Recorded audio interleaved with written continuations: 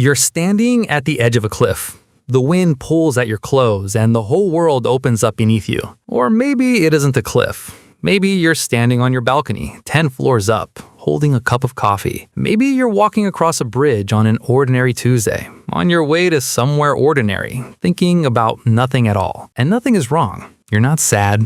You're not scared. There's no dark cloud hanging over your day. Then, out of nowhere, a voice in your head whispers one single word: jump. You don't want to. The thought startles you so badly that you pull back from the edge, heart pounding, hands suddenly cold. Within seconds, it's gone, like it was never there at all. But hours later, you're still thinking about it. And the question sits there quietly, refusing to leave. Where did that voice come from? Here's the strange part. If this has ever happened to you, you're not broken. And you're not alone. Nearly half the people you pass on the street today have felt the exact same thing, and every single one of them thinks they're the only one.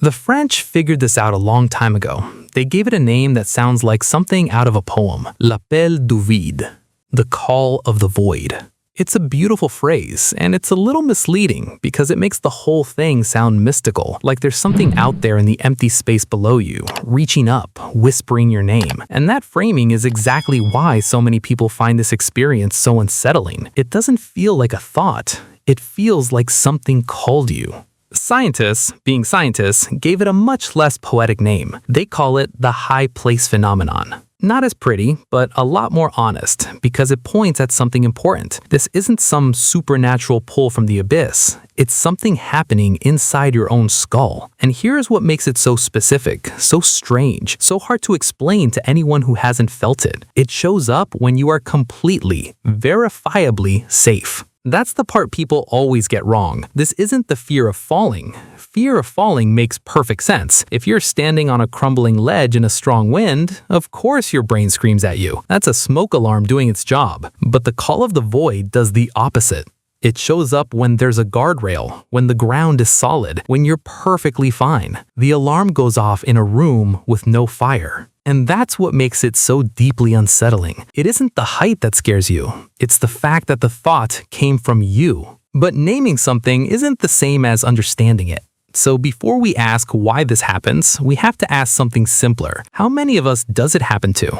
For a long time, the honest answer was that nobody had bothered to check. Then, in 2012, a psychologist named Jennifer Hames, working at Florida State University, decided to actually study it. She and her team sat down with 431 college students and asked them a set of very direct questions. Have you ever stood at the edge of a tall building and felt an urge to jump? Have you ever imagined what it would be like? They also asked about anxiety, about mood, about mental health history. They were looking for a pattern.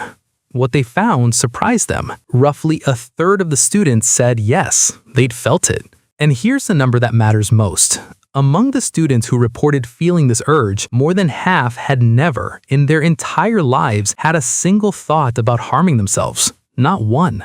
Read that again, because it quietly demolishes the assumption almost everyone makes. These weren't people in crisis, these were ordinary students, the same as the kids sitting next to them in class who'd felt nothing at all. And this wasn't a fluke. Researchers in Germany later ran their own studies on much larger groups, including people who'd never set foot in a psychologist's office. Depending on how they asked the question, they found that somewhere between 43 and 60% of people recognize this experience.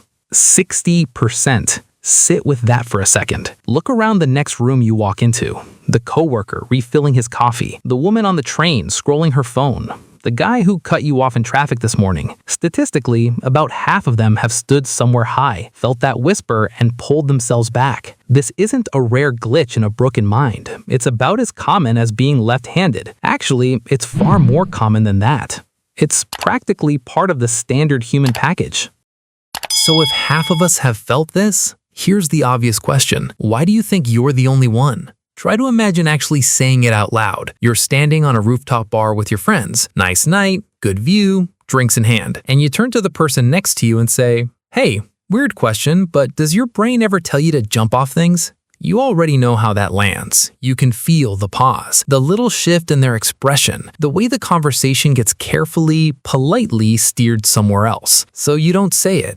Nobody does. Instead, the thought arrives. It terrifies you for about 4 seconds, and then you bury it. You go back to your drink. You laugh at the joke someone just made, and you carry that tiny, private piece of evidence around with you, quietly convinced that it means something is wrong with you. That's the strangest part of this whole thing. It isn't the experience itself that isolates you, it's the silence around it. Millions of people are walking around with the exact same secret. Each one certain they're the only one carrying it. It's like a room full of people all whispering the same word, and every single one of them thinks they're alone in the dark. And that silence has a cost, because it turns a completely normal quirk of the human brain into a source of private shame. The teenager who felt it on a school trip and spent the next 2 years quietly wondering if there was something wrong with her. The dad on vacation with his kids at the Grand Canyon who backed away from the railing, said nothing, and thought about it every night for a week. They all had the same reaction. Something in me wanted that, and I can't tell anyone. But here's the thing they didn't know. Their brains weren't broken. Their brains were doing exactly what brains do. So let's talk about what's actually happening in there. To understand what your brain is really doing, we have to start with an uncomfortable fact about how you work. You are not as in control as you think you are. I don't mean that in some spooky philosophical way, I mean it mechanically, physically. There's a part of your brain that makes decisions about your body before you do, and it doesn't check with you first. Think about the last time you touched something hot. Your hand was already gone before you registered the pain. You didn't decide to pull it back. You watched yourself pull it back, and then the pain showed up a beat later, like a receipt for a transaction you didn't authorize. That's your threat system. It's fast, it's ancient, and it operates on a simple rule. Move first, explain later. Now, put yourself back on that ledge.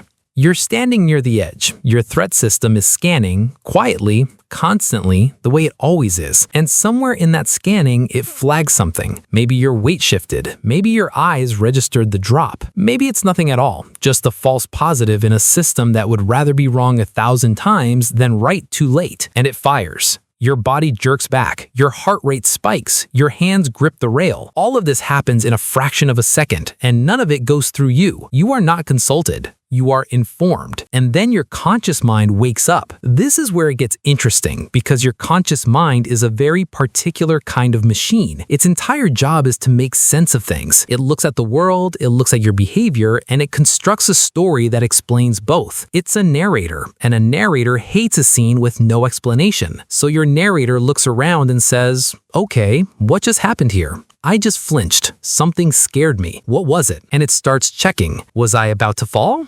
It looks down. No. The ground is solid. Was the railing about to give? It looks at the railing. No. It's steel. It's bolted down. It could hold a car. Was there a gust of wind, a slip, a stumble? No. Nothing. Everything is completely, boringly safe. And now your narrator has a problem, because it just watched you recoil in terror from a situation with no danger in it. And that doesn't make sense. The math doesn't work. So the narrator does what narrators always do when the facts don't fit. It invents a reason. And the only reason available, the only story that explains why a person would violently pull themselves away from a perfectly safe edge, is a horrifying one. I must have wanted to go over. That's it. That's the whole thing. The voice you heard wasn't a voice. Nothing called to you. Nothing whispered from the void. There was no dark impulse rising from your depths. There was an alarm, and then there was a story your brain wrote to explain the alarm. And it got the story completely, catastrophically wrong. You didn't hear a call. You heard your own brain trying to understand itself and failing. The scariest thought you've ever had about yourself was a clerical error. Now, that theory is clean. It's elegant. And it might not be the whole story, because there's another researcher who looks at all this and sees something completely different. Not fear, not a misread alarm, curiosity. Adam Anderson, a cognitive neuroscientist at Cornell, has argued that we might be reaching for the wrong emotion entirely. What if the thing you felt on that ledge wasn't your brain screaming danger? What if it was your brain asking a question? What would that be like? Not a wish, not a desire, a question. The same question your brain has been asking since the day you were born. Think back to being a kid. Someone tells you the stove is hot. Don't touch it, they say. It'll burn you. And what's the very first thing your little hand wants to do? You know exactly what it wants to do. You can feel the pull of it even now, decades later. It's not that you want it to be burned, you want it to know. How hot is hot? What does that even mean? The warning didn't shut down your curiosity, it aimed it. Every kid who ever stared at an electrical outlet, every kid who ever leaned a little too far over the railing at the zoo was running the same program. The world says dangerous, and something in you says, yeah, but what happens? We never grow out of that. We just get better at hiding it. It's the reason you watch horror movies. Think about how genuinely bizarre that behavior is. You pay money, sit in a dark room, and voluntarily terrify yourself for 2 hours. Why would any sane organism do that? Because your brain is a simulator. It runs the worst-case scenario from the safety of a padded chair. It rehearses the danger without paying the price, and it comes out the other side having learned something without a scratch on you. So now go back to the edge. Your brain sees a drop, and it does exactly what it's been doing your entire life. It runs the simulation, just for an instant. It renders the falling, the space, the what would that even feel like, in a flash so brief you barely catch it. And here's the failure. Here's where the whole thing goes sideways. You don't experience it as a simulation. You experience it as a suggestion. The rehearsal leaks into the room. The thought experiment shows up wearing the costume of a desire. Your brain was asking a question, and you heard it as a proposal. It's the same mistake, really. In the first theory, your brain misreads an alarm. In the second, it misreads a rehearsal. Two different explanations, one identical conclusion. That voice was never a want. It was a misunderstanding. And if you're still not convinced, if some part of you is still sitting there thinking, sure, but it really did feel like something wanted it, then stay with me. Because there's one more piece of evidence, and it's the one that gives the whole thing away. This doesn't only happen up high.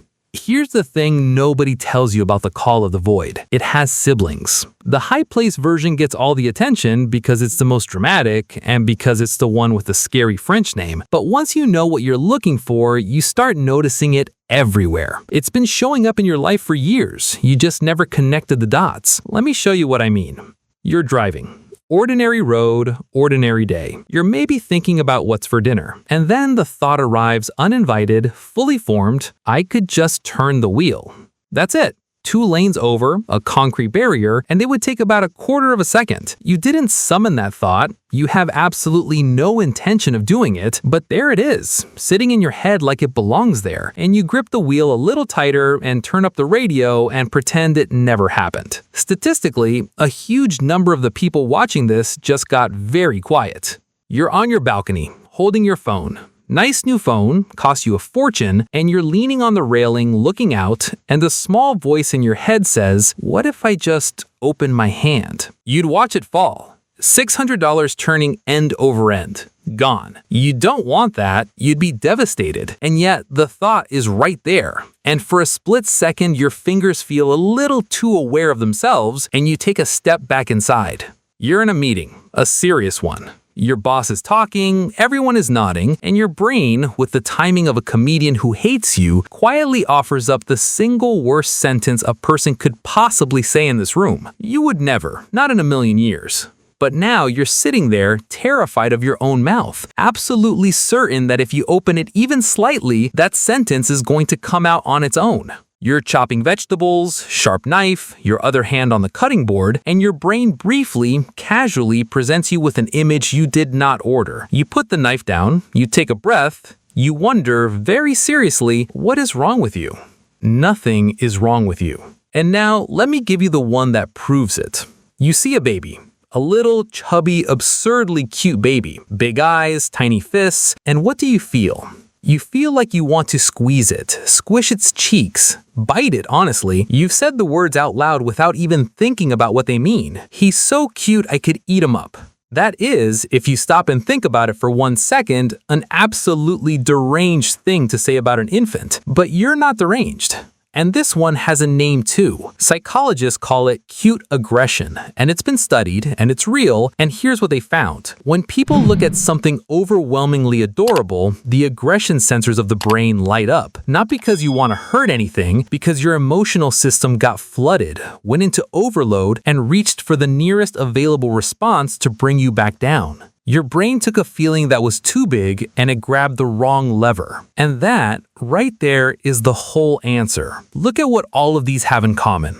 The ledge, the steering wheel, the phone, the knife, the baby. In every single case, your brain generated something violent or dangerous or catastrophic, and in every single case, you did absolutely nothing. You gripped the wheel, you stepped back, you put the knife down, you gently held the baby. The thought showed up, and it lost.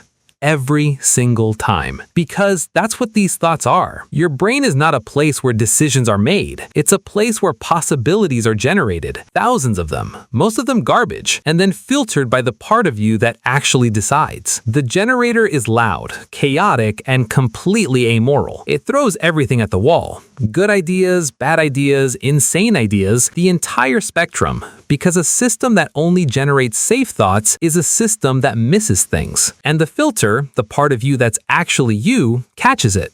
Every single time. Without breaking a sweat. Without you even noticing it happened. You've been quietly winning this fight your entire life. You just never noticed because you were too busy being horrified that the fight existed at all. And now, after all of that, we come back to Jennifer Hames.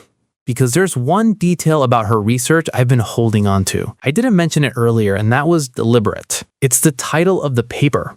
Scientific papers usually have titles like Correlational Analysis of Perceptual Threat Response in Elevated Environments. Dry, careful, deliberately boring. Because science is allergic to drama. Hames didn't do that. She looked at all her data, the 431 students, the people who felt it, the people who didn't, the ones with anxiety, the ones without. She looked at what her results were actually saying, and then she gave her paper a title that reads less like a study and more like a verdict. An urge to jump affirms the urge to live. Read it again, slowly. The urge to jump affirms the urge to live. Not contradicts, not undermines, not reveals some hidden death wish buried in your subconscious. Affirms. That's her actual conclusion. That thing you were so ashamed of, that thought you never told anybody, that flash of horror on the ledge that made you wonder, quietly, for years, whether some part of you was broken? It's evidence that your survival instinct is working perfectly. Think about what actually happened up there. Your threat system fired so fast, so aggressively, so completely without your permission that your conscious mind couldn't keep up with it. That's the whole event. That's the entire mystery. Not a death wish, a safety system so powerful and so quick that the rest of your brain got left behind, scrambling, making up a story to explain the dust. The voice you heard wasn't the void calling. It was the echo of the alarm that saved you. You've been walking around for years thinking that thought was a crack in your foundation, a hint of something dark underneath. It was the opposite. It was the sound your survival made on its way past you. And you didn't hear it because you wanted to die. You heard it because something inside you is fighting, constantly, tirelessly, in the background of every moment of your life, to keep you exactly where you are. So the next time you're standing at an edge, pay attention, not to the voice, to what happens right after it. Because there's a moment there that you've never once stopped to look at. You step back. That's it. That's the moment. Your body pulls away. Your heart is pounding. Your hand finds the railing without you telling it to. And you don't think about any of it because it happens faster than thinking. For your entire life, you've been fixated on the whisper, the word, the thought that showed up uninvited and scared you half to death. And you have never, not once, given any credit at all to the thing that pulled you back. But look at the two of them side by side. One is a glitch, a misfire, a story your narrator wrote in a panic because the facts didn't add up. It lasted maybe 2 seconds, it accomplished absolutely nothing, and it lost. The other is millions of years old. It moves before you can think. It has never failed you. Not once in your entire life has it let you down. And you've been terrified of the wrong one this whole time. So here's what I want you to take from this. That thought is not a confession. It isn't a message from somewhere dark inside you. It isn't a crack in your person you thought you were. It's an alarm that went off in an empty room and the mind that tried to explain the noise and got it wrong. That's all it ever was. You're not standing at the edge of the void. You're standing at the edge of a brain that is working at full power every second of every day to keep you exactly where you are. So the next time you hear it, listen a little more carefully, because it was never saying jump. It was saying, you're still here.